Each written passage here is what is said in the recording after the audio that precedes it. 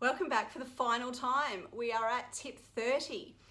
If I had my time again, right back at tip 1, what would tip 1 be? Don't do 30 tips. Oh my goodness, way too many, way too long. I got way too busy, and for those of you who've been following along, it's actually taken quite a while to get to the 30. So just a very side practical tip. When you're creating your content, be realistic. Actually set yourself goals that you can achieve in a good, timely fashion. Don't, shoot way too far as I did. Anyway, that's actually not tip 30.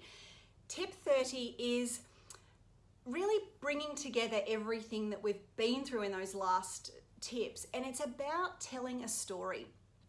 Just remember, whenever you're creating copy or content, it can actually be quite stressful if you're not a natural writer. It can be a really painful experience. It shouldn't be like that. At the heart of it, creating great copy that connects and content that moves the needle in your business is actually just about sharing stories. Always remember, people buy people.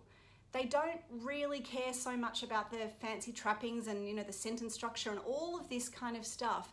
If what you're doing is sharing genuine stories, if what you're talking about connects with them on an emotional level. So all of the structured tips are important, but also remember, just be authentic, just share who you are. Use language you'd normally use phrases you would normally use. Actually be yourself in your copy and the content you create, because at the end of the day, your clients and customers are buying you. The more the content you create feels like you, the better it connects. And then everything else we've talked about in tip 1 to 29, that helps you structure it and improve it. But at your core, tell a story.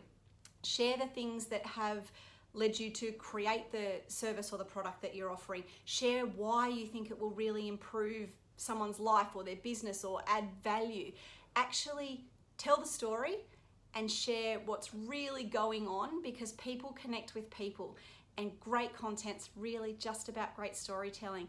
And just remember, if you can't do that in the written form, do it in video, record yourself, do it in audio.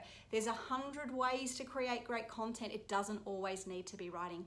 I hope these tips have been really helpful for you. I'd love to share more with you in the future if you've got questions, so always make sure you reach out.